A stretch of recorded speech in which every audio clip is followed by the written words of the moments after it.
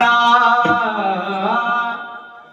कथा बोले बोला बोला अज्ञानी मनोनी आपुल्या बाळा चालवी सकळा नामा मनी विठ्ठल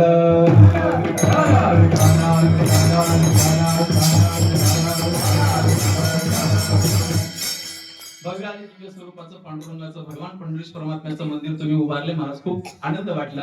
समस्त हे वैभव पाहिल्याच्या नंतर जेवढं वर्णन करावं तेवढं कमीच आहे.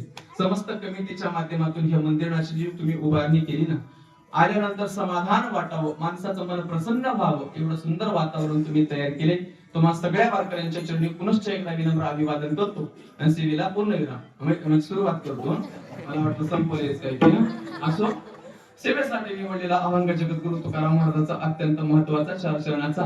या अभंगाच्या माध्यमातून जगद्गुरु तुकाराम महाराज आपल्या जीवनातील मायाजाळ कसं तोडता येतील याचं वर्णन या अभंगातून जगद्गुरु तुकाराम महाराजांनी केले.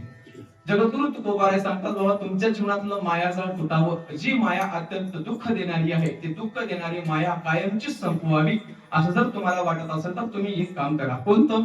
हरी हरी तुम्ही ज्यांच्या पाठीमागं माया लागली ते सगळे तुम्ही काय म्हणा? हरी हरी म्हणा. भगवान परमात्म्याचं नामस्मरण करा. सगळे म्हणा, सगळे म्हणा. आणि त्याच्यामुळे परिणाम काय होईल तुकोबाराय सांगतात, तेने माया जाळ तुटेल. हरी हरी तुम्ही म्हणा रे सकळ. त्याच्यामुळे होईल काय? तेने माया जाळ तुटेल. म्हणजे महाराज फक्त एकच साधन तुमच्याकडे उपलब्ध आहे का? बाकीचे कोणते साधन उपलब्ध नाहीत का तुमच्याकडे? तुकोबारायांना असा प्रश्न विचारल्याच्या नंतर तुकाराम महाराजांनी सांगितले, बाबा तसं भगवंतापर्यंत पोहोचण्याचे बरेच साधन आहेत, पण कलियुगामध्ये जर साधन सगळ्यात श्रेष्ठ जर कोणतं असेल तर भगवान परमात्म्याचं नामस्मरण आहे. गोस्वामी तुलसीदासजी वर्णन करतात, कलियुग केवल नाम आधारा. कलियुग केवल नाम आधारा.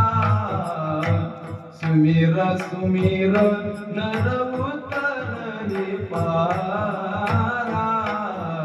राम सिया राम जय जय राम. राम सिया राम जय जय राम. गोस्वामी तुलसीदासजी वर्णन करतायत, कलियुग केवल नाम आधारा. त्याच्यामुळे होतंय काय? जपत सुमेर सुमेर नर उतरहि पारा.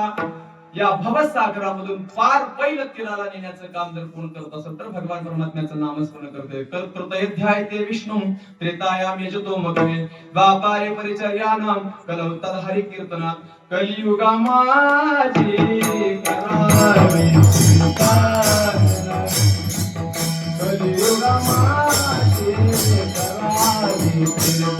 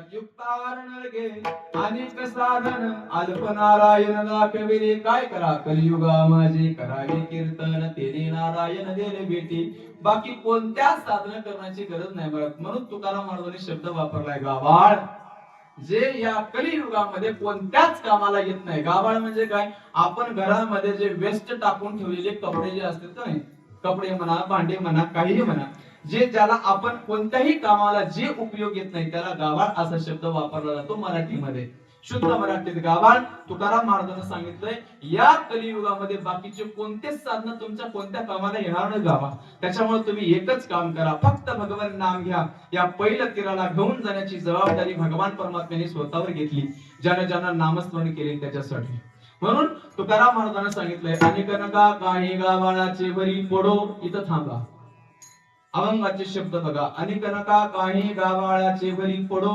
का तर येते थोरी नागवन म्हणून येते थोरी नागवन म्हणून अनेक नका गावाळाची भरी पडो तुकाराम महाराजांनी सांगितलंय म्हणजे महाराज नामस्मरण केल्याच्या नंतर भगवंताची प्राप्ती होते का हरी हरी म्हणल्याच्या नंतर देव आम्हाला मिळतो का तुकाराम महाराजांनी सांगितलं नक्की मिळतो अनेकांना भेटलाय सुद्धा अनेकांना नामस्मरण केल्याच्या नंतर भगवान परमात्मा भेटलाय पण त्याच्यासाठी नामस्मरण करत असते वेळेस एक काम माणसाने केलं पाहिजे भगवंताच्या दरबारामध्ये जेव्हा जाल ना भगवान परमात्म्याच्या समोर हात जोडा भगवंताच्या समोर हात जोडा भगवंताला जे काय आपण समर्पण करतो ना आपण आपल्या जीवनामध्ये काहीही समर्पण करा महाराज भगवान परमात्मा तुम्ही काय समर्पण करताय याच्याकडे लक्ष देत नाही तुम्ही किती भावनेनं तुम्ही किती प्रेमानं समर्पण करताय हे मात्र महत्वाचं आहे मग तुम्ही भावनेनं प्रेमाने पत्रम पुष्पम फलम तोयम यो मे भक्त्या प्रयच्छति तदहम भक्त्युपरुत्मश्नामि प्रयतात्मनः भगवान परमात्म्याने गीतेमध्ये सांगितलंय भगवान भक्त माझ्याकडे काय घेऊन येतो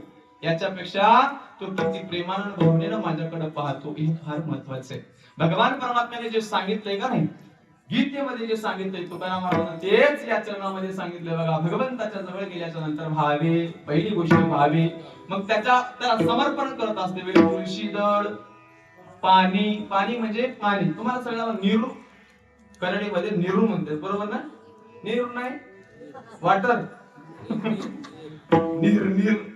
नीर आपण काही भगवंताला समर्पण करा महाराज भावे जे समर्पण करता येते भावे भावे तुळशी दळ पाणी जोडा हात भगवान परमात्म्याच्या समोर हात जोडा आणि भगवंताला सांगा देवा माझ्यासारखा पतित माझ्यासारखा पापी माझ्यासारखा अपराधी माझ्यासारखा चांडाळ माझ्यासारखा दुष्ट या जगामध्ये दुसरं कोणीच नाही रे देवा एवढं मना महाराज कधीतरी एवढं मोठं मन करा आपलं कारण आपल्यासारखे पापी जगामध्ये दुसरी कोणीच नाही पण स्वतःला आपण वाटून घेत नाही हे सगळ्यात मोठी शोकांतिका आहे विडाला विडाला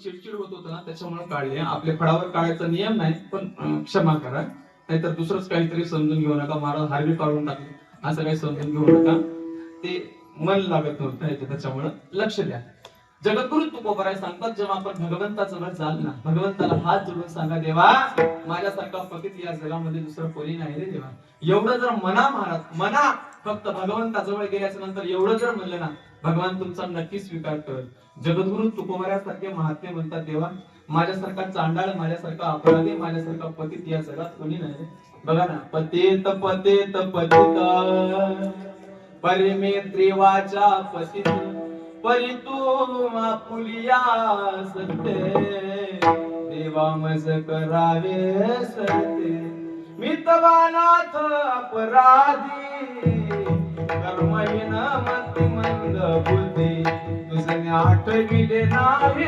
कधी वाच कृपानिधी माय बाबा नाही ऐकिले गायले गीत धरले लाज सांडिले काय तुकाराम महाराजांचे शब्द आहेत महाराज. कधीतरी गाथा उघडून बघावं. एक गमत सांगू महाराज, या समाजाचा माथा जर जागेवर यावा असं वाटत असेल ना, जगद्गुरु तुकोबरायचा गाथा पहा. विठल विठल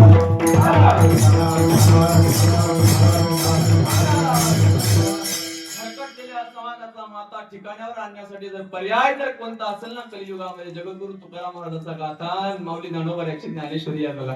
जे ज्ञानेश्वरी मध्ये आणि गाथेमध्ये आहे का नाही, ते तुम्हाला कुठंच पाहायला मिळणार नाही. पण आपल्याला वेळ मिळत नाही महाराज. कधीतरी तुकाराम महाराजांचा गाथा उघडून बघा. काही शब्द आहेत तुकोबऱ्याचे. तुकोबऱ्या स्वतःला म्हणून येतात, तेव्हा माझ्यासारखा अपराधी, माझ्यासारखा चांडाळ, माझ्यासारखा पापी या जगामध्ये दुसरा कोणी नाही. तुकोबऱ्यासारखा महात्मा. अरे जगद्गुरु तुकाराम महाराजांचा अधिकार म्हणजे सामान्य होता का? सामान्य होता. माझा जगद्गुरु तुकाराम महाराज, आपण ज्या देवाची पूजा करतो ना आपण ज्या देवाची आपण पूजा करतो ना, तो भगवान परमात्मा जगद्गुरु तुकोबरायाच्या चरणाची पूजा करायचा. नुसतं पूजा करायचा नाही, त्यांच्या चरणावर दंडवत घालायचा. खाली दंडवत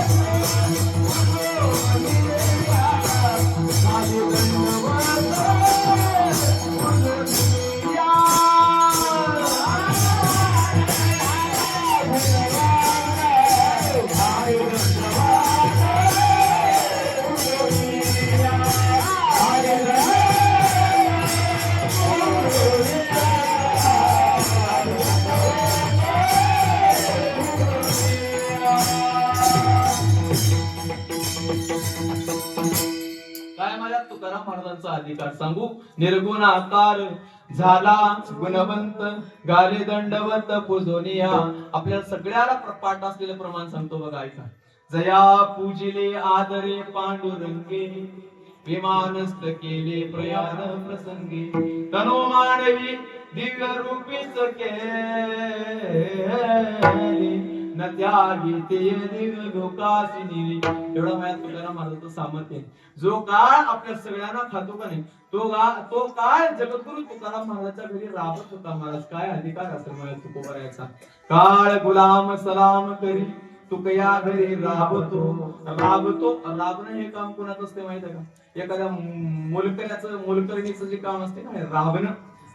आता मला सांगा, जो काळ जगाला खाल्लाय, जो जगाला खातो, जगाला ज्याची भीती आहे का नाही, तो काळ माझ्या जगद्गुरु तुकाराम महाराजांच्या पायाच्या खाली दबून राहत होता. जगा काळ खाय आम्ही माथा दिला पाय.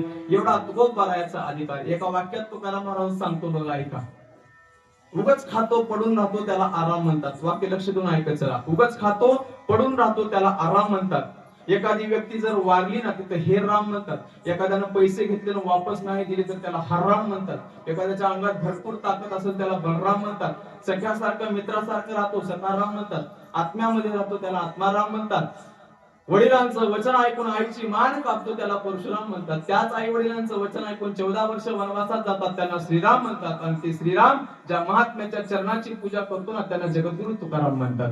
काय आवाज एवढा माझा तुकाराम महाराजांचा अधिकार आहे. सामान्य समजू नका महाराज. ते तुकोबराय स्वतःला म्हणून घेतात, देवा आम्ही चांडाळ चांडाळ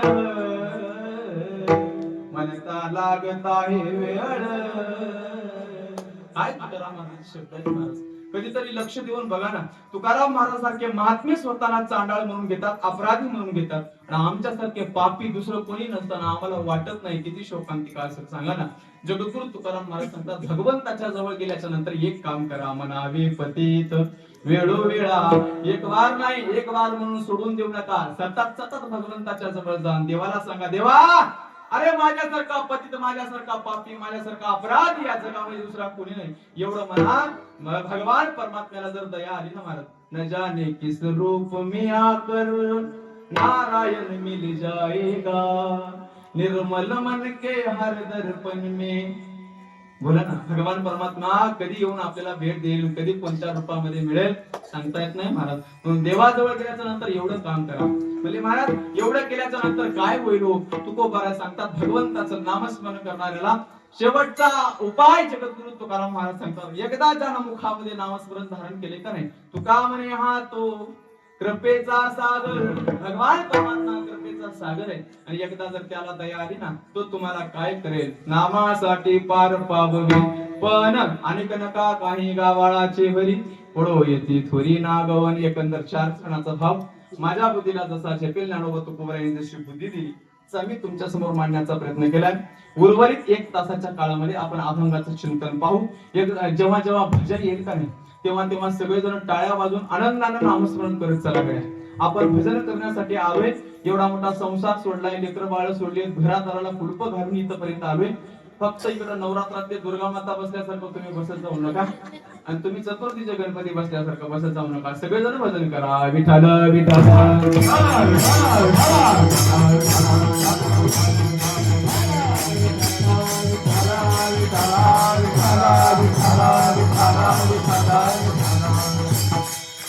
जगद्गुरु तुकोबारा सांगतात, जगामध्ये आपल्याला सगळ्यात दुःख देणारं जर कोण असेल ना, तर ती माया आहे. हे जे आपण जे दुःख भोगतो का नाही, फक्त मायेच्या मध्ये गुंतलेले जीव आहेत ना. आपण विषयामध्ये गुंतलोय म्हणून आपल्याला दुःख भोगायला मिळते, दुसरं काहीच नाही. आपण या संसारामध्ये जर महाराज एखाद्याकडे जावं त्याच्याकडे सुखाची मागणी करावी, ते शक्यच नाहीये. कारण संसारामध्ये आतापर्यंत साधू संतांना तर वर्णन केले, बाबा तुम्हाला सगळ्याला माहित आहे संसार फक्त आणि फक्त दुःखाचा आहे. आतापर्यंत साधू संतांचे शेकडो प्रमाण मी तुम्हाला सांगू शकतो. दुःख बांधवडी आहे हा संसार, सुखाचा विचार नाही कुठे. सगळ्यांना प्रमाण पाठ आहेत महाराज. संसार दुःख मूळ चौघडे लिंगळ, सगळ्याला प्रमाण पाठ झाले. सगळ्यांना माहित आहे संसार दुःखाचा आहे, सुटत नाही. हे मात्र खरं आहे. सुटते आपल्याला सांगा ना. साधू संतांचे आतापर्यंत तुम्ही हजारो कीर्तन ऐकले असतील. प्रत्येक महाराजांना तेच सांगितले, बाबा संसार मुळात दुःखाचा असल्यामुळे तुम्हाला त्याच्याकडून सुखाची प्राप्ती होणार नाही. जर तुम्हाला संसारातून जर वेगळं निघून जर मग भगवंताची प्राप्ती केली ना, मग तुमच्या जीवनामध्ये सुखाला काही कमतरता पडणार नाही. पण आपण संसारातून वेगळे निघत नाही आणि भगवंत परमात्म्याकडे जात नाही, आपल्याला जीवनामध्ये सुखाची प्राप्ती होत नाही. बघा ना, प्रत्येकाच्या चेहऱ्यावर जर आपण पाहायचं झालं ना, परत कोणाच्याच चेहऱ्यावर असा आनंद समाधान पाहायला मिळतो काय सांगा ना. बोला, ज्यांचं लग्न झालंय त्यांना वाटतंय लग्न न झालं असतं तर बरं झालं असतं. बरं, ज्यांचं झालं नाही त्यांना वाटतंय झालं असतं तर बरं झालं असतं. हे गमत सांगू, लग्न झालं ना माणसाचं, ज्यांचं झालं नाही ते ऐकून ठेवा. सर्व तरुण पोरं इथं कीर्तनासाठी उपस्थित आहेत. ज्यांचं झालं नाही त्यांनी लक्ष देऊन ऐका. ज्यांचं झालं नाही त्यांना वाटतं कधी मिळते की, कधी मिळते की, कधी मिळते की. मिळाल्यावर मग कळते बाबा काय दुःख असते ते, आहे का नाही. जोपर्यंत झालं नाही ना, रात्रंदिवस तळमळ असते. मला देवा पाव केलं, देवा 35 वर्षाचा झालो र, आता तरी नजर उघडून बघ. महाराज इकडे तसारखी तळमळ चालू असते. पण गमत सांगू, शादी का लड्डू एक ऐसा लड्डू है जो खाए वो भी पछताए और जो ना खाए वो भी पछताए. शादी तर लग्नच तसं आहे बरा. लग्न झालं ना, लग्न झालं का आपण यांच्या गळ्यामध्ये मंगळसूत्र बांधतो, बरोबर ना प्रदीप दादा? बरोबर ना? तुमच्या सगळ्यांचं झाले. मी माझ्या एकट्याचं झाले, तुमचे झाले नाही असं काही नाही. ज्यांचे झाले ते खरं खरं सांगा. ज्यांनी मंगळसूत्र आपल्या बायकोच्या गळ्यामध्ये बांधले त्या दिवशी पासून काय होते माहित आहे का? काय होते? मंगळसूत्र एकदा त्यांच्या गळ्यामध्ये बांधलं, मंगळ आपल्या पाठीमागे लागते, सूत्र सगळे तिकडे निघून जाते. लय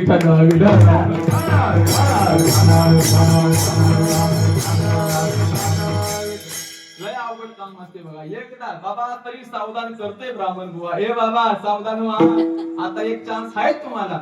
हाय सांगल्यावर सुद्धा माणूस बेसावध झालेल्या माणसाला काय सावधान होत सांगा. आपण सगळेजण बेसावध झालोय. एकदा लग्न झालं की मग आपल्या पाठीमाग आणा लागतंय. हे संपले आणा, ते संपले आणा. आणि या अन्नाचं बाहेरून जोपर्यंत अन्न चालू आहे ना, सगळेजण आपल्याला आणा अन्ना अन्ना अन्ना आणा अन्ना आणा अन्ना आणा. जोपर्यंत याचं बाहेरून अन्न चालू आहे, सगळेजण आपल्याला अन्न अन्न म्हणतात. दादा प्रदीप दादा, सगळेजण आपल्याला अन्न अन्न म्हणतात. एकदा या अन्नाचं बाहेर अन्न बंद झालं ना, हा अन्न एक दिवस अन्नाला मोताज होतो. एवढं स्वार्थी लोक आहेत महाराज. विठाला विठाला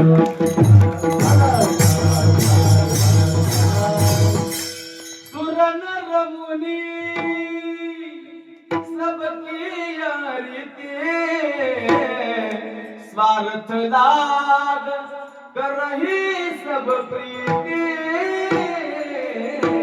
स्वार्थ लाग कर रही सब प्रीति स्वार्थासाठी प्रेम करणारी लोक आहेत म्हणजे हे सगळी मी माझ्या मनानं सांगत नाही प्रत्येक शब्दाला मी पुरावा देत जाईन बघा आहे का आहेत का स्वार्थी सांगा ना मला जोपर्यंत यांना वाटतंय आपल्या कामाचं आहे तोपर्यंत आपल्याला घरामध्ये ठेवलं जातंय आणि एकदा जर कळालं ना आपले जर इंद्रिय मावळे आपलं संपूर्ण अंगामध्ये ताकद जसं तेच रस काढतात बघा उसातलं रस काढून घेतल्याच्या नंतर चोथ्याला तसंच सांभाळून ठेवत नाही ते चोथा बाहेर निघतो ना मला जसा उकंड्यावर नेऊन फेकून दिलं जाते माणसाच्या जीवनात सुद्धा तशीच अवस्था आहे बघा म्हणून सांगतोय या संसारिकावर जास्त विश्वास ठेवून राहू नका जास्त यांच्यावर प्रेम करण्याचा प्रयत्न करू नका मला आणि जर तुम्हाला प्रेमच करावा असं वाटत असेल ना तर माझ्या देवावर प्रेम करायला शिका जीवनाचा उद्धार झाल्याशिवाय राहत नाही विडाला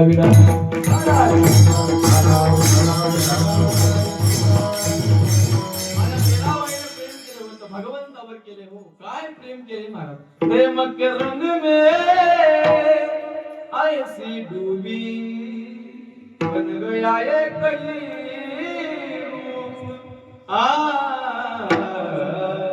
बन गया ये कली प्रेम की माला जपते आप बने मैं सांसों की माला सिमरू मेरा निशान सांसों की माला पे सिमरू मेरा रेशा सांसों की माला पे सांसों की माला पे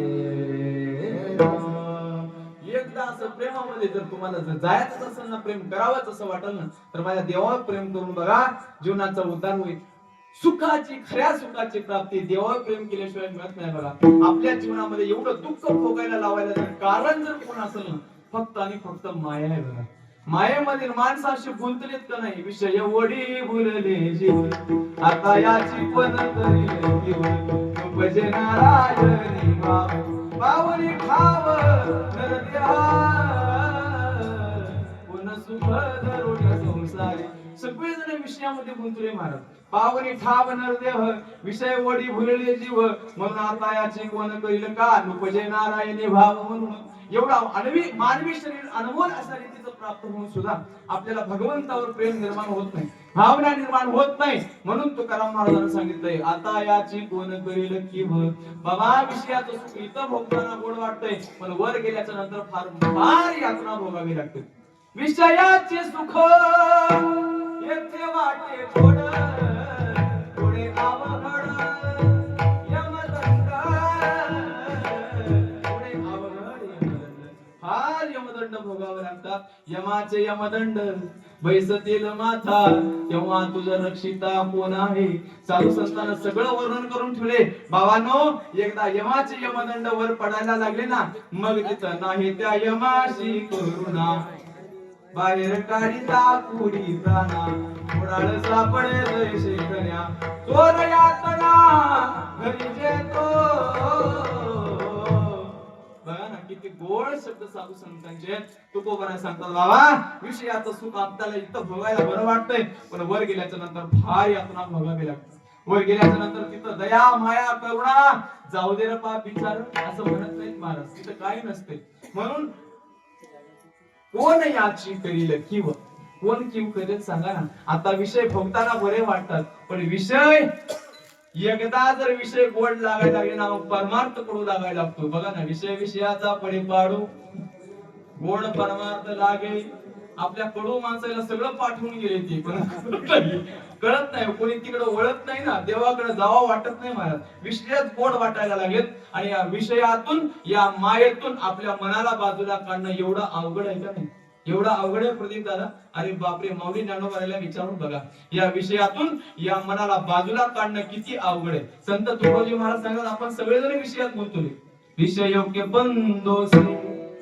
बांधा गया तू संत समागम को भूल गया हिंदी कळते ना तुम्हाला का मी उगाच सांगलं म्हणून तुम्ही ऐकू लागले? कळते ना हिंदी? का दाबण हाणायची भंडाऱ्याची बुंदीच कळते फक्त? हिंदी कळते ना? कळते कळते. कसं सूर्यफूल खुडायला आल्यासारखं, फक्त जास्त वेळ चिंतन करत नाही मी, तुम्हाला सगळ्यांना माहित आहे. चिंतन काही जास्त वेळ नाही, फक्त थोडस अभंगाचा भाव सांगायचा, त्याच्यामुळे थोडस लक्ष देऊन ऐका. या विषयातून या इंद्रियांना बाहेर काढणं किती अवघड आहे. माऊली ज्ञानोबा सांगतात, सारसा हे बिगडिता ओहावनी वत्स काढिता का भनंग दवळिता वादयावरुणी माते पुळोनी बालक काळीनी ताय कुलता एक जैसे का उदक तुटता विना तैसे विषयाची घर इंद्रिय सांडिता थोर युगांत होय ते केले विराग साथे. माऊली ज्ञानोबाने 2-4 दृष्टांत दिले त्याच्यासाठी. दृष्टांत सांगतो बघा ऐका. सारस नावाचा एक पक्षी असतो. सारस नावाचा एक पक्षी असतो जो समुद्र किनाऱ्यावर पाहायला सापडतो. त्याची जी पत्नी असते सारसी, ते समुद्राच्या पहिल्या तीराला पलीकडल्या तीराला असते म्हणे. कधीच यांची गाठ भेट होत नाही महाराज. वर्षभर सारखं तळमळ करतात, कधी यांची भेट होईल, कधी यांची. याला वाटतं त्याची भेट तिची भेट झाली पाहिजे, त्याला वाटतं हिची भेट याची भेट झाली पाहिजे. दोघं सारखं सारखं सारखं तळमळ चालू असते त्यांची. रात्र दिवस कधी भेटेल कधी भेटेल कधी भेटेल असं वाटतंय. वर्षातून एखादा दिवस असा येतो म्हणे की त्यांची गाठ भेट होत असते दोघांची. दोघांची घाट भेट झाली, दोघ जण आनंदाने संसार चालू केला रे केला. एखादा तुमच्यासारखा आमच्यासारखा माणूस यावा, त्या सारस नावाच्या पक्षाला त्या दोघांचं मिलन होत असते वेळेस एखादीला उचलून न्यावं. आता त्या उचलून नेणाऱ्या ज्या पक्षी असेल किंवा पक्षिणी असेल, आता मला सांगा, दोघं विषयाच्या विषयामध्ये रममान झाल्याच्या नंतर दोघांना वेगळं काढताना किती त्रास होते सांगा ना? किती त्रास होते, किती वियोगाचं दुःख सहन करावं लागते. ते काय तुम्हाला आनंदानं असं वरदान देत असतील का तुमचं भलं होऊ दे म्हणून? वाट सांगा ना, वाटतंय भलं होऊ दे म्हणून असं जसं ते श्राप देत असतात महाराज, त्याचप्रमाणे आपलं मन या विषयातून बाजूला काढताना तैसे विषयाचे घर, ते त्यांचा वियोगाचं दुःख त्यांना जे सहन करावं लागतंय का नाही, तेवढाच वियोग या इंद्रियांना या विषयापासून बाजूला काढताना होत असते. सारसाई विगडिता का वहावनी वत्स काढिता. दुसरा दृष्टांत दिले. आपण सगळेजण शेतकरी वर्गातली माणसं आहे. शेतकरी आहे ना सगळेजण? आपल्या सगळ्यांना शेती माहित आहे मला. सगळे शेतकरी वर्गातली माणसं आहेत. आपल्याकडे प्रत्येकाच्या गोठ्यामध्ये गाय असते. नुकतीच व्यालेली गाय असावी. जड जाते का तुम्हाला कीर्तन? कळतंय ना? मान हलवा की. कळत असेल तर हा म्हणा, नाही तर मग इल्ला म्हणा. काहीतरी सांगावं म्हणजे मला पण कळतंय नेमकं. मग तिथून येऊन नाही तर मग काय सांगले की महाराज त्यालाच कळाले की नाही की असं म्हणणं होतं मी उद्या, म्हणून विचारलं. कळतंय ना? साधा सोपा दृष्टांत आहे. माऊली ज्ञानोबा सांगतात, आपण सगळेजण शेतकरी वर्गातले. नुकतीच व्यालेली गाय असावी. नुकतीच व्याली. आता व्यालेली म्हणजे नवीन नवीन मुलगा झालेली. व्यालेली म्हणजे कळते ना तुम्हाला? नवीन नवीन व्यालेली गाय असावी. आणि गाय गोठ्यामधून, महाराज ते व्यालेली गाय अगोदर शेताकडे जात नाही. जाते का? जात नाही महाराज. नवीन व्यालेली गाय, मग त्या वासरावरतीच किती जीव असते सांगा. फार जीव असते महाराज. तिला त्या वासरावर सोडून जावं असं वाटत नाही. पण शेवटी तो नौकर येतो आणि त्या गायीला कसं तरी ओढत ओढत ओढत ओढत दोरी बांधून का बैल आपण शेतापर्यंत घेऊन जातो ना. मग त्या वासराला आणि गायीला दिवसभर वासरू गायीची वाट पाहते. दिवसभर वाट पाहते महाराज. आणि गाय तिकडं देनूच रेवनांतरी चित्त बाळका पेहारी. साधू संतांना वर्णन केले, ती चरते मनात पण तिचं लक्ष सगळं आपल्या बाळकाकडे असते, वासराकडे असते. दिवसभर गायला वाटते माझं वासरू कधी भेटते की, कधी त्याला जाऊन पाजवावं की, आपला पाना कधी त्याला पाजवावं की, असं झालेलं असतं मला. दोघांचं वियोग बघा. दिवसभर ते वाट पाहत नाही. बाकीचे दुसऱ्या गायासोबत चरायला गेलेली गाय पोट भरेपर्यंत सुद्धा वाट बघत नाही. अर्धा पोट थोडस खाते. 2 वाजायच्या वेळेलाच घराकडे पळून येते. तुम्हाला कोणालाच गाय माहित नाही वाटत, मला एकट्यालाच माहित आहे म्हणा. गाय 2 वाजताच घराकडे येते ना.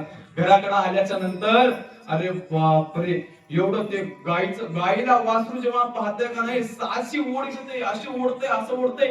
गायीला वाटते कधी जाऊन आपल्या बाळाला पाजवावं. बाळालाही वाटतंय, वासराला वाटतंय कधी आपल्या आईला प्यावं.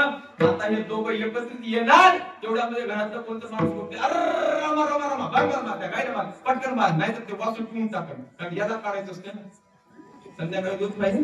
महाराज त्या गायीला कसं तरी बांधलं जाते, ओढून ताणून तिला बांधलं जातं खुंट्याला. बांधल्याच्या नंतर मग 5 वाजेपर्यंत त्याला सारखं वाढवावं लागते. गाईला वासराकडे जाण्याची, वासराला गाईकडे जाण्याची. 5 वाजेपर्यंत सारखं हे तिकडून ओढते, ते तिकडून ओढते, सारखी ओढाओढी यांची चालू असते. शेवटी 5 वाजता शेतातून आलेला नवकर मग घरामधलं काहीतरी घेतो, तांब्या वगैरे घेतला, बाहेर आला. आणि ते बाहेर आल्या आल्या वासराची काय तळमळ असते तुम्हाला सगळ्यांना माहिती आहे, बरोबर ना? सारखं तळमळ करते. आणि ते वासराला त्यानं सोडल न सोडल याची वाट सुद्धा पाहत नाही बघा. ती सोडल्या टांग करून उडते. गाईचं असेल तर बरोबर जमून काशीला लागते, म्हशीचं असेल तर याला सोडणाऱ्यालाच. म्हशीचं वासरू ते गाईचं वासरू हुशार असते. गाईचं वासरू सोडल्या आपल्या आईला जाऊन प्यायला चालू करते बघा.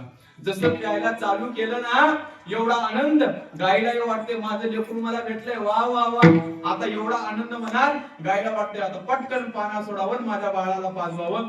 तिनं पाना सोडल्या हे बघत राहते असं बघते. दूध याला चालू झालं असं पोट घातले तोंडामध्ये. ते बाहेर निघत नाही महाराज. ते वासरू त्याला ओढून पाहते. ते अगोदर ते वासरू बाहेर निघायला तयार नसते. मग हे जाते त्याच्या जवळ जाऊन असं तोंडामध्ये नको तोंडामध्ये असं पोट घालते आणि त्याला बाजूला काढते. आता बाजूला काढताना माऊली नाडोबाने कसं पाहिलं असेल बघा, विचार करा ना. माऊली नाडोबा म्हणतात त्या वासराला गायीपासून दूर काढताना किती दुःख झालं असेल सांगा ना. किती दुःख होत असेल. दिवसभर सारखे आपल्या आईची वाट पाहणारं वासरू जेव्हा तोंडात बोट घालून त्याला बाजूला काढले जाते ना, किती दुःख होते, किती वेदना होतात, किती वियोगाचं दुःख सहन करावं लागते. या इंद्रियांना विषयापासून बाजूला काढताना तेवढं दुःख सहन करावं लागते. विठाला विठाला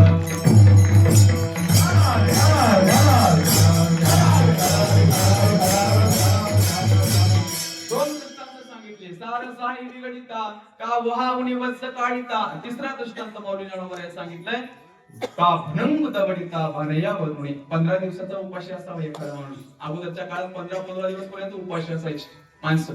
15 दिवसाचा उपाशी असावा आणि पोटामध्ये अशी कडाक्याची भूक लागली असावी. आपल्या भाषेमध्ये पोटात कावळे ओढणारे असावी. महाराज काहीच त्याला मिळू नये असा एखादा माणूस जायला लागले. वाटण जात असते वेळेस कुठंतरी असाच आपल्या गावासारखा सप्ताह चालू होता. अगोदरच्या काळामध्ये एवढं अन्नदान होत नव्हतं दादा. कुठंतरी एखादी पंगत व्हायची, कुठंतरी एखादा सप्ताह व्हायचा. भंडारा जरी असला ना कुठंतरी भंडारा, तर माणसं 10-10 कोस गाड्या बांधून घेऊन जेवणासाठी म्हणून जायची. आता शेजारी जरी पंगत असली तरी आपल्याला 10 बार सांगावं लागते, या की हो आमच्या घरी जेवण करा की हो, या की हो आमच्या घरी जेवण करा की हो, असं विनंती करावी लागते. 10 बार आमंत्रण द्यावं लागते, तरी लोक जेवायला यायला तयार नाही. अगोदरचा काळ वेगळा होता महाराज. असाच एखादा भंडारा चालू असावा आणि अगोदर लिमिटेड असायचं अन्न सुद्धा लिमिटेड. आता अनलिमिटेड झाले सगळंच अनलिमिटेड झाले. वागणंही अनलिमिटेड, कपडे घालणंही अनलिमिटेड, बोलणंही अनलिमिटेड, फोनवर खोटं बोलणं तर लईच अनलिमिटेड. बरोबर का नाही? सगळी आता आपण काल आहे तसं नाही, जास्त विचार करायचा नको. पण एक गोष्ट लक्ष देऊन ऐकायचं ना, ते जे अगोदरच्या काळामध्ये अन्नदान जे व्हायचं ना ते लिमिटेड असायचं. तेवढ्या पुरतं तेवढंच. हा 15 दिवसाचा माणूस वाटण जात असते त्याला तिथं ते भंडाऱ्याची पंगत पाहिली, एवढा आनंद झाला. 15 दिवसापासून पोटामध्ये अन्नाचं कण नव्हतं. आता अन्न पाहिल्या किती आनंद झाला असेल. एवढा आनंद आता वाटायला लागला बस गड्या जावं आणि पोटभर जेवण करावं म्हणून गेला माणूस. गेला आणि पंक्तीला बसल्याच्या नंतर चालू झाली, इकडून वाट चालू झाली. वरण आलं, बोन आलं, प्याली आली, भुकी आली. सगळं हळूहळू एक पदार्थ येत होते. सगळे पदार्थ वाढणं वगैरे झालं. वाढणं झाल्याच्या नंतर ते मालक आला. कोण? भंडारा देणारा मालक आला आणि त्याने या भिकाऱ्याकडे पाहिलं. आता पुंडलिक वरधारी बदने कवळ घेता नाम घ्या श्री हरी, सहज भावन होते नाम घेता तुझे. श्लोक झाला, पुंडलिक वरधारी झालं. पहिला घास तोंडामध्ये घालणार, मालकाची नजर या भिकाऱ्यावर पडली. कुठला आहेस? आमच्या गावच्या दिसत नाही गेला. म्हणजे खूप दुरून आलो हो, म्हणजे पोटामध्ये भूक लागली होती म्हणून म्हणलं होय जेवायचं नाही, उठ म्हणल्याच्या नंतर महाराज ते उठायला तयार नाही. का? पोटामध्ये एवढी भूक होती ना, कधी खावं असं झालेलं. पण त्या मालक होतं कंजूस, महाकंजूस म्हणा. ते गेलं त्या भिकाऱ्यासमोरचं ताट असं ओढून घ्यायला लागलं. ते भिकाऱ्यासमोरचं ताट इकडे ओढायला लागले आणि भिकारी त्याचं ताट त्याच्याकडे ओढायला लागले. आता दोघांचा, आता मला सांगा त्या अन्नापासून त्या भिकाऱ्याला वियोग किती झाला असेल सांग, किती दुःख झालं असेल, किती दुःख. त्या 15 दिवसाच्या भुकेल्याला ताट ताट म्हणजे भरलेलं ताट जसं बाजूला काढताना दुःख होते काय, तेवढंच दुःख या विषयापासून या इंद्रियांना बाजूला काढताना होते. तैसे विषयाचे घर इंद्रिय सांडिता थोर. जवळजवळ किती 3 दृष्टांत दिले. शेवटचा एक दृष्टांत आहे बघा, लक्ष देऊन ऐका. माऊली ज्ञानोबा सांगतात, माय 60 वर्षापर्यंत अनेक प्रकारचे नवस करून डॉक्टर दाखवून कसलं प्रत्येक सगळ्या वैद्याकडे जाऊन बाईला काय पोरग झालं नाही. पण 60 वर्षाच्या नंतर उतार वयामध्ये एका बाईला एक पोरग झालं बघा. काय देवाची कृपा झाली की नजर काय पडली काय माहिती नाही. 60 वर्षाच्या नंतर बाईला पोरग झालं. आता मला सांगा, ज्या बाईला एवढे नवस करून पोरग होत नव्हते 60 वर्षाच्या नंतर झालं, किती आनंद झाला असेल माहिती. तुमच्यासाठी दृष्टांत आहे, किती आनंद झाला असेल. वा वयशेची शेवटी काय एकची वे वांजोटी, मग मोहाच्या त्रिपुटी नाचू लागली, आनंदाने उड्या मारायला लागली. एवढा आनंद वा वा वा वा. गाव सगळे पेढे वाटले बघा तिने, गाव सगळे पेढे वाटले. जिकडं तिकडं आनंदोत्सव चालू आहे. पण काय नशीब फुटलं होतं काय माहिती नाही, काय नशीब फुटलं काय माहिती नाही. 15 दिवसापर्यंतच पोरग चांगलं होतं. 15 दिवसाला ताप आल्यासारखं झालं, डोळे पांढरे केले, पोरग गेलं. आता मला सांगा, एवढ्या दिवसाला एकतर व्हायलाच नाही पाहिजे होतं, झालं तर राहायला पाहिजे होतं, टिकायला पाहिजे होतं, बरोबर ना. पण गंमत अशी झाली, आता किती दुःख झालं असं सांगा ना आईला. मला आईचं अंतःकरण म्हणजे आईचं अंतःकरण असते बघा. पोरग कसंही जरी असलं तरी आपल्या आईला ते बरंच वाटते. आता मला सांगा, 60 वर्षाच्या नंतर उतार वयामध्ये म्हातारपणामध्ये झालेलं पोरग जेव्हा डोळ्यासमोरून काळाने घेऊन गेलं, किती वाईट वाटलं असेल, किती दुःख. सारखं रडायला लागली, मला डॉक्टरांकडे करून रडायला लागली. रडत होती, एवढं रडत होती ना, धाय मोकळू रडायला लागली. रडत असते वेळेस सगळे गावकरी मंडळी जमा झाली. शेवटी गावकऱ्यांनी सांगितलं, म्हणले काही जरी झालं ना, प्रत्येकाला आया है सो जाएगा राजा रंतो फकीर, मौत सबको आनी है, कौन इससे छूटा है, तूफाना नहीं होगा ये ख्याल झूठा है. सगळ्याला भरावंच लागतंय. अमौत से सबकी रिश्तेदारी है, आज हमारी तो कल तुम्हारी बारी है. हे सगळे जण समजावून सांगायला लागले तिला. तिने ऐकत आहे होय, तिने ऐकते की ऐकायला तयार नाही. मला सारखं रडायला लागली बघा. 10-15 मिनिट सारखं रडली, अर्धा तास, 2 तास, 5 तास. शेवटी गावकऱ्याला शेवटची क्रिया करावंच लागणार आहे, काय काहीतरी त्या बाळाचा काहीतरी करावंच लागणार आहे. सगळ्या गावकरी जमा झाले, सगळ्या गावकऱ्यांनी सांगितलं, म्हणजे माय काही का होईना आपण बाळाला नेऊन याची अंत्यविधी तर पूर्ण करावीच लागेल ना, काहीतरी करावं लागेल. महाराज आता मला सांगा, एवढ्या वर्षाच्या नंतर झालेलं बाळ जेव्हा हिच्या जवळून वेगळं काढण्याचा प्रयत्न हे लोक मेलेलं जरी असलं तरी वेगळं जेव्हा काढताना किती दुःख झालं असं सांगा ना आईला. आई त्या पोराला छातीला घालून घेऊन रडायला लागली. आता माणसं तिकडं वळायला लागली त्या बाळाला, आई त्या बाळाला इकडं वळायला लागली. मला सांगा, आईला एकुलतं एक बाळ, मरणांत मेलेलं बाळ जेव्हा तिच्यापासून वेगळं काढताना तिला किती दुःख झालं असेल सांगा ना, किती दुःख झालं असेल. तेवढंच दुःख या इंद्रियांना या विषयापासून बाजूला काढताना होते म्हणे. माऊली ज्ञानोबा यांनी सांगितलंय, माते पुढोनी बाळक काळे नेताय कुलताय. शेवटचा एकच दृष्टांत सांगितलाय, जैसे का उदक तुटता मीना. मासा असतो बघा, माशाला पाण्यातून बाजूला काढल्या मरते म्हणे, बरोबर ना. माशाला पाणी म्हणजे प्रिय असते, एवढं प्रिय असते त्या माशाला म्हणावं, हे मासे काय 10 रुपये लिटरच्या पाण्यामध्ये, फुकटच्या पाण्यामध्ये तू राहते, अगं चल मी तुला माझ्या घरी घेऊन जातो, 1000 रुपये किलो तुपामध्ये तुला नेऊन पोहायला सोडतो, चल रांजणभर. मला सांगा, मासा जगेल? सांगा ना, मासा जगणार नाही महाराज. पाण्यातून बाजूला काढल्या पाण्यातून बाहेर निघताना जे वियोग त्या माशाला होतो का नाही, तेवढाच वियोग या इंद्रियांना या विषयातून बाजूला काढताना होते म्हणे. का तर आपण विषयामध्ये गुंतलोय, मायामध्ये गुंतलोय, आणि ही माया जर तुटावं असं वाटत असेल ना, हे जर सुटावं, भगवंताच्या चरणावर प्रेम जडावं असं जर तुम्हाला वाटत असेल ना, तर तुकाराम महाराजांना सांगितले, बाबा या विषयापासून वेगळं निघणं एवढं सोपं नसतंय, या मायेपासून वेगळं निघणं एवढं सोपं नसतंय.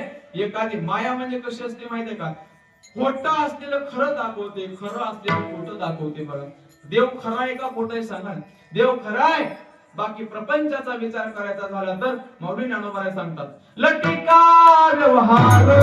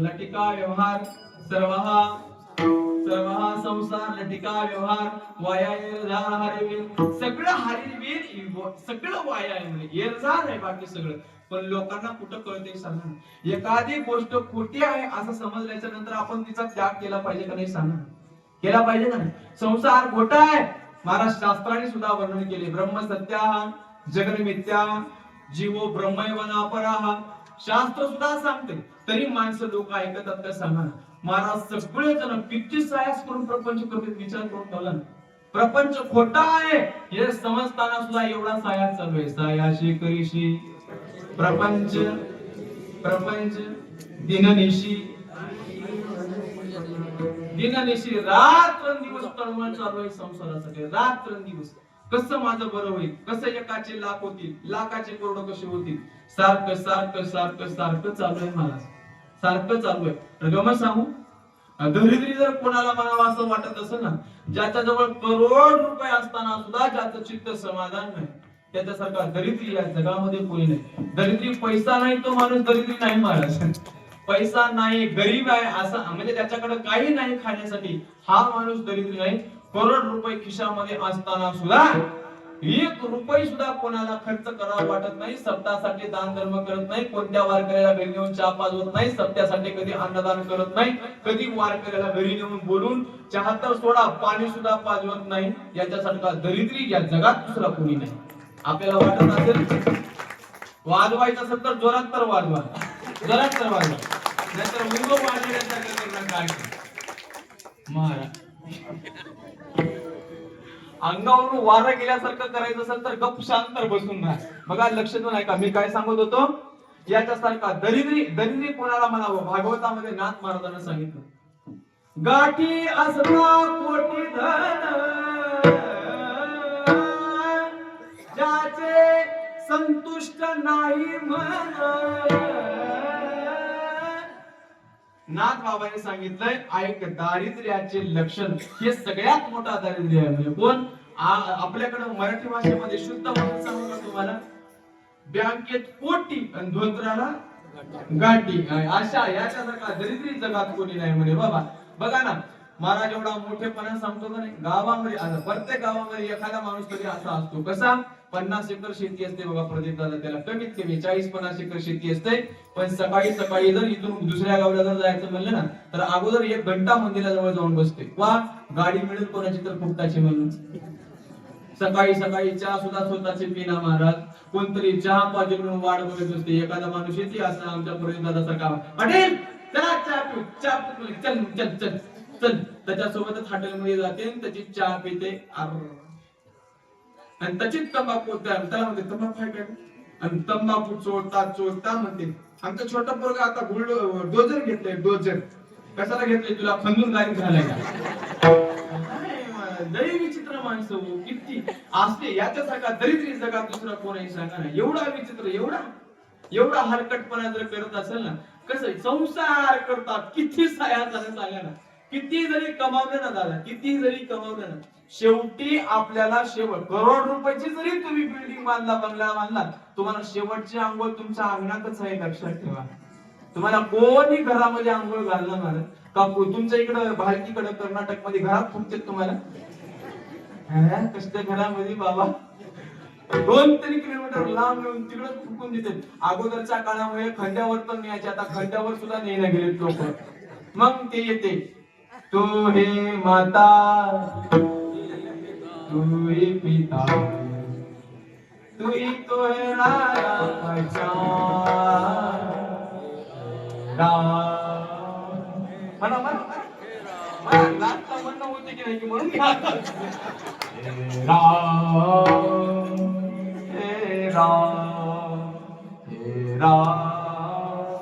अगोदर घरचे माणसं रडत होते आता घरचे नाही रडायला बी ठेवलं काय ते अवघड काम आहे महाराज गंमत सांगा एवढा सायास करून तुम्ही प्रपंच केलाय पदरात काय पडले सांगा ना तुमच्या देव एवढाच सायास करून जर परमार्थ केला असता ना तर देव तुमच्या पाठीमागं पुढे राहून तुमचा सांभाळ केला असता मला जेवढं प्रेम आपल्या संसारावर असतं का नाही जेवढं प्रेम आपण संसारावर केले जेवढं बायकापरावर केले त्याच्यातला अर्ध जरी प्रेम देवावर केलं असतो ना तर देव तुमच्या पाठीमागे राहिला असता बघा ना माझ्या जगद्गुरु तुकाराम महाराजांना प्रेम केले त्यांच्या पाठीमागं पुढे राहून देवाने सांभाळ केले का नाही मागे पुढे उभा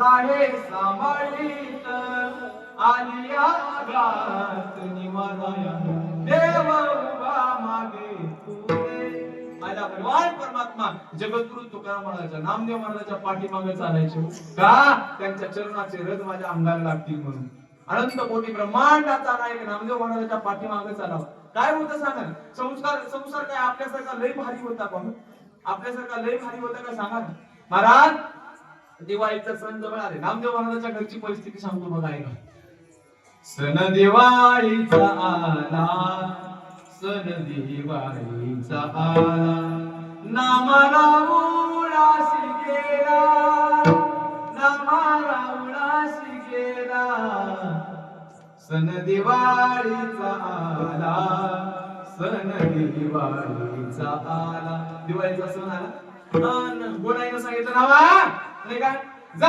देवाला घेऊन घरला घेऊन ये म्हणले का आपल्याकडं उठणं लावून आंघोळ घालायची दिवस असतो बघा आहे का नाही तुमच्याकडे उठणं लावून आपण सगळेजण आंघोळ करतो बघा त्या दिवशी आहे ना आहे का बरोबर ठीक आहे चांगली गोष्ट आहे आमच्याकडे तुमच्याकडे एकसारखंच आहे म्हणा की आमच्याकडे मेल्यावर माणसाला जाळते तुमच्याकडे कसं काय तसंच आहे ना माय हा बरं आहे तसंच असते सगळीकडे तसंच असते हा बघा लक्ष देऊन ऐकायचं नामदेव महाराजांना गुणाबाईने सांगितलं गुणाईने सांगितलं नावा जा बरं देवाला घेऊन महाराज भगवान परमात्म्याच्या पांडुरंगाच्या मंदिरामध्ये नामदेव महाराज गेले आणि नामदेव महाराजांना देवाला सांगितलं हे देवा म्हणे काय चल आईनं बोलवलं तुला घरा देवाने सांगितलं म्हणजे नामा येडा बिडा झालाच काय आता 4 वाजले सर्व वारकरी येतात आणि सगळे जण मला उठवतात उठा पांडुरंगा प्रभात समयोमागरा वैष्णवांचा मेळा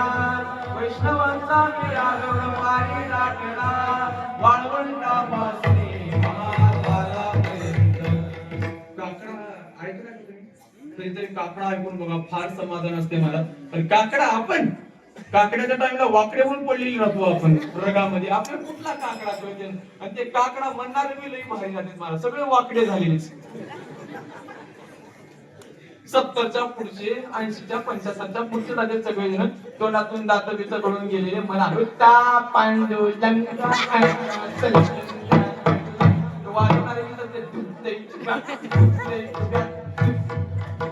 वाजवणारे म्हणणारे बिचारे सगळे गायक घरी झोपतात त्या म्हाताऱ्यामध्ये स्पेशल माणसाला सुरेश महाराज वाजवणारे तसलेच म्हणणारे मी तसले ऐकायला कोणी नसते ना काकड्याचा फार मोठा आनंद असतो आणि काकड्याचा आनंद जर तुम्हाला उपभोगायचा असेल ना तर पंढरपूरच्या वारीला येऊन बघा काय काकडा महाराज. आणि तिथं काही एकटं नसते, बालाजी महाराज सारखे, आमचे श्रीरंग दादा सारखे, आमच्या हंदीकरच्या अशोक महाराज ना, अशोक महाराज सारखे, सुरेश महाराज सारखे अनेक गायक असतील. आणि सगळेजण एक एक अभंग तिकडून चालू होते. रूप पाहता लोचनी सुख झाले ओ साजनी, सुख झाले ओ साजनी, तुहारे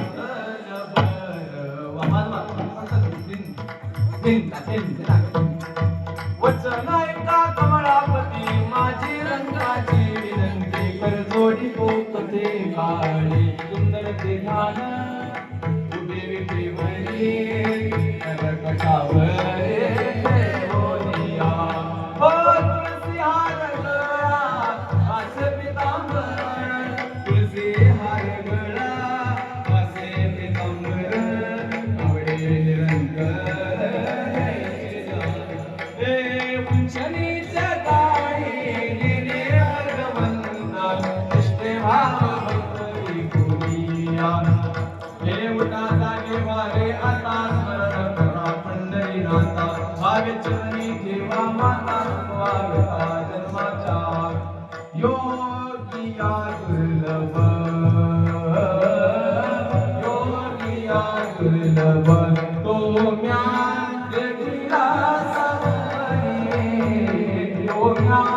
देखिला साधने योगिया दुर्लभ. आंधळ्या पांगळ्याचा एक विठोबा राधा, रसा भला विश्वतोची सर्व होय जानता. वाजवा कमीत कमी एवढं सगळं, हे सगळं काकडा कसा असतो हे फक्त तुम्हाला जेणेकरून तुम्हाला कळालं पाहिजे. याच्यातून दोन गोष्टी सिद्ध होत्यात.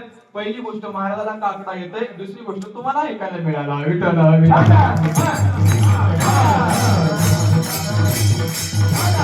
सुंदर असा काकडा. अरे नामदेव महाराजाला भगवान परमात्मा सांगतात म्हणजे रामा आता सर्व वारकरी येतील, सगळेजण मला जागृत करतील, आणि जर मी जर इथे विटेवर जर नाही दिसलो ना नामा तर कसं होईल सांग, कसं होईल सांग. म्हणजे जर आमच्या नामदेव महाराजांना सांगितलं म्हणजे देवा मला माहिती नाही, आईने बोलवलंय तुला घरी यावं लागतं. भगवंताने सांगितलं म्हणजे नामा अरे विट सोडून मला जायला जमत नाही, कारण पुंडलिकाने सांगितलंय कुठे जाऊ नको, भक्ताचं ऐकावं लागतं रे मला. मी काय भक्त नाही का? नामदेव महाराजाचा हट्ट तुम्हाला माहिती आहे मला. 5 वर्षाच्या काळामध्ये भगवंताला सांगितलं होतं खातूस का नैवेद्य डोकं फोडून तर मरू सांग. देवाला नैवेद्य चालवणारे 5 वर्षाच्या काळामध्ये माझे नामदेव महाराज किती हट्टी असतील सांगा. नामदेव महाराजांना सांगितलं देवा तुला माहित आहे ना कसं आहे मी, चल चल घरला चल. म्हणजे नंतर नामदेव महाराजाला भगवान परमात्म्याने सांगितलं नामा एक काम करू आपण. म्हणजे काय, तू इथं विठेवर थांब बघ, जमते का बघ. नामदेव महाराजांना सांगितलं मग मी विटेवर थांबल्यावर मग मला ओळखणार नाही का? काळजी करू नको नामा, थोडं थोडं माझं स्वरूपच तुला आले आता. का सारखं माझं चिंतन करतो ना म्हणून, सारखं देवाचं चिंतन करा महाराज, मनासहित पालटे काया. भगवंताचं नामस्मरण करा तुम्ही अंतःकरणातून, तुमचं मन तर पालटल पण तुमची काया सुद्धा पालटण्याची शक्ती नामस्मरणामध्ये आहे. नामदेव महाराज थोडं थोडं पांडुरंगासारखे दिसायला लागले होते म्हणे. पांडुरंगाने भगवान परमात्म्याने नामदेव महाराजांना सांगितलं नामा तू एक काम कर म्हणजे विटेवर तू थांब, मी जातो म्हणे घरला. नामदेव महाराजांना सांगितलं म्हणजे ठीक आहे थांबतो म्हणजे काय हरकत नाही, पण नामा एक काम म्हणजे काय, इथं जे आलेले वारकरी असतात ना, जे पुजारी असतात म्हणजे काय, अगोदर थंड पाण्याने आंघोळ घालते. थंडगार पाणी असते हिवाळ्याच्या दिवसामध्ये, हिवाळ्याच्या दिवसामध्ये थंडगार पाणी. थंड जरी पाणी असतं केला ओळखू येते म्हणजे भांडवल उघडं पडते, भांग हारवायला थरथर कापायला जमत नाही. बरं आता नंतर गरम पाणी टाकलं जाते तेव्हाही तुला करायला जमत नाही. बरं सगळं झाल्याच्या नंतर आंघोळ झाली, कपडे वगैरे घालणं झालं, लोण्याचा गुळ आम्हाला नैवेद्य म्हणून दाखवला जातो. तोंडाला पाणी सुटन आणि तू खाशील, जर खाल्लास का मग आपलं दुकान उघडं पडते. बघ काय करशील. नामदेव महाराजांना सांगितलं देवा काळजी करू नको, मला खरं सांगू देव खात नाही म्हणून आपण त्याला दाखवतो. देवाने जर खायला चालू केलं मला नाही वाटत आपण देवाकडे जाईल म्हणून. उद्या देवाने कमरेवरचे हात काढावं सांगावं आला सगळे जर माझ्याकडे नैवेद्य देईल आपण, बाबा देवामधून भूत आलाय म्हणजे आपण देव दिसणार नाही आपल्याला, देवात भूत दिसेल. पण गमत सांगू नामदेव महाराज भगवान परमात्मा सांगतात म्हणजे नामा खायला जमत नाही, फक्त पाहायचं, फक्त पाहायला लागेल. 6 वाजेपर्यंतचा काळ असतो. 6 वाजेपर्यंत माझ्या अंघोळ उरकून येईपर्यंत सगळे तुला नियमाचं पालन करावं लागेल. जमल? नामदेव महाराजांनी सांगितलं काय हरकत नाही देवा, तुम्ही जा. भगवान परमात्म्याला तिकडे पाठवलं. विठेवर माझे नामदेव महाराज उभा टाकले.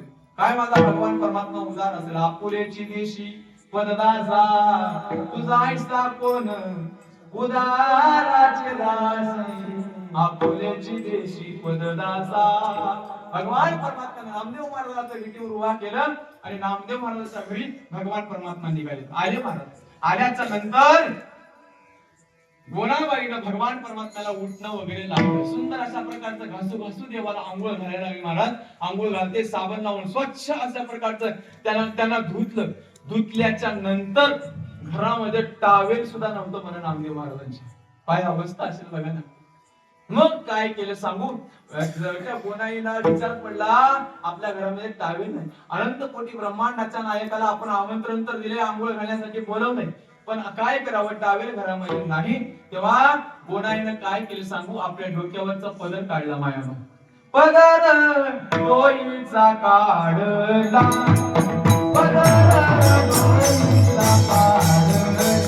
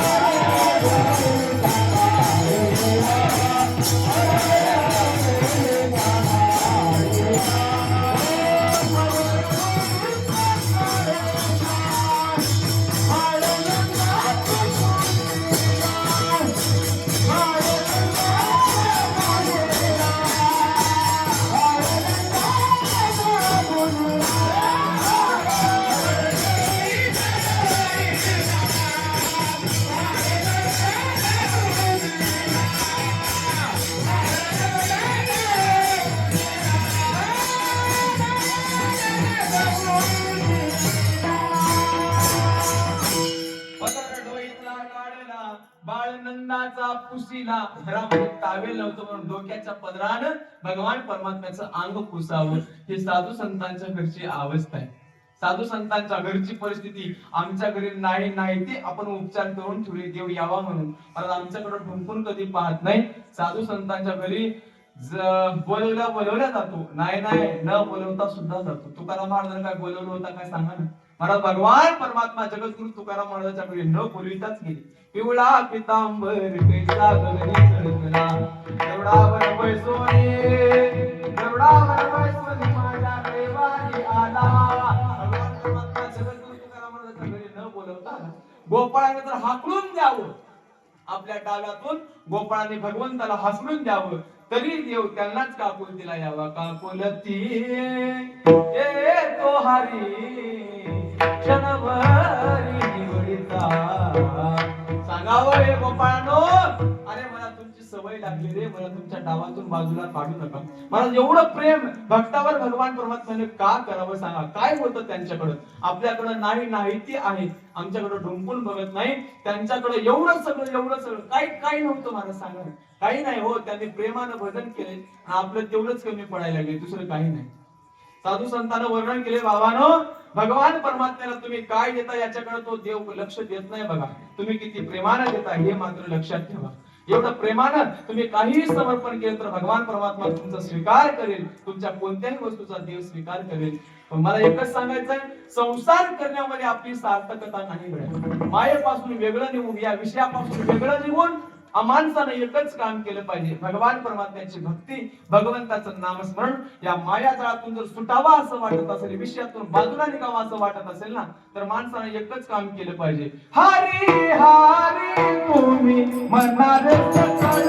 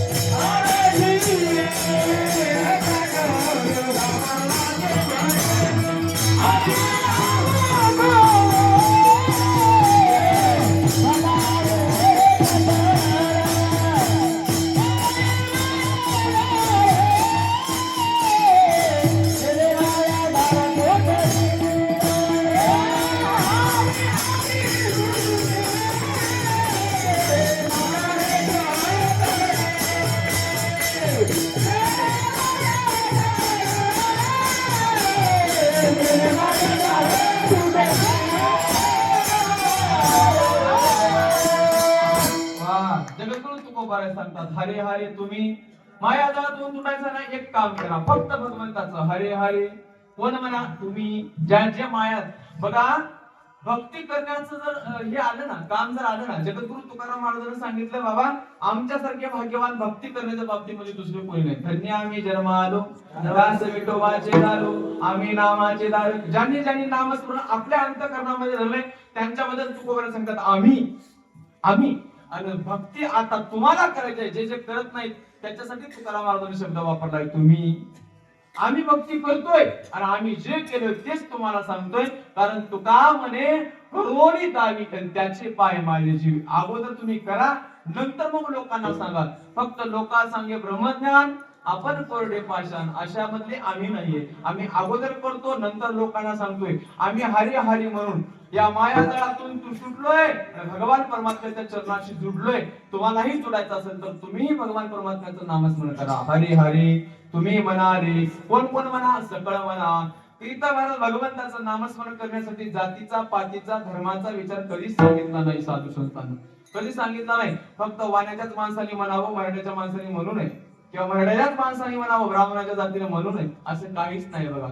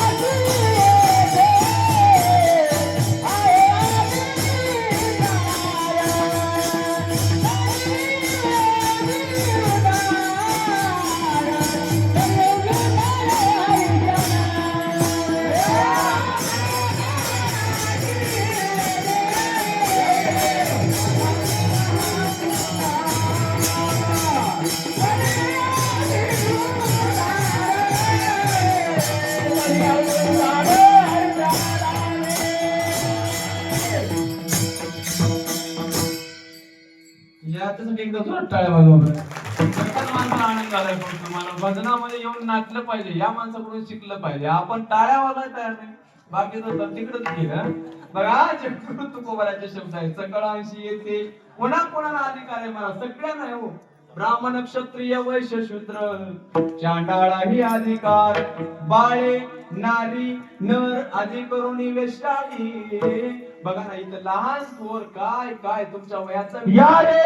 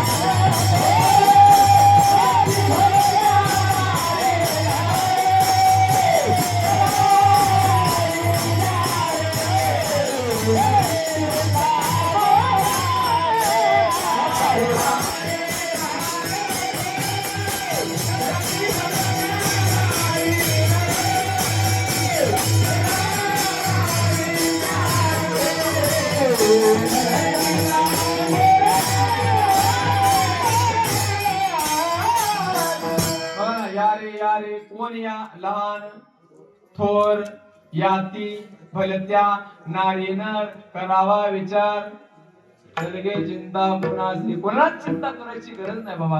या भगवंताची भक्ती करा, सकळांशी येते आहे अधिकार, कलियुगे उद्धार हरीच्या नामे. किती प्रमाण देऊ सांगा ना महाराज. वेश्या ब्राह्मण क्षत्रिय वैश्य शूद्र, ब्राह्मण क्षत्रिय वैश्य शूद्र चांडाळ आहे अधिकार, बाळे नारी नर आदी करुणी वेश्याही. एका वेश्याची मुलगी भक्ती करून धन्य झाली, पात्राला देवान बोला बोला भक्ती पाहून भक्ताची आला विटाय श्रीहरी, भक्ती पाहून भक्ताची आला विटाय श्रीहरी. ओ धनी चला चला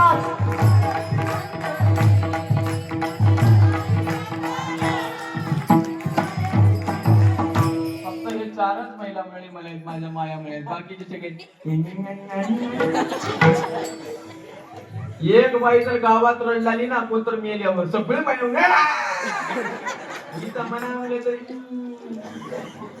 पंक्चर झाल्यासारखं करायचं.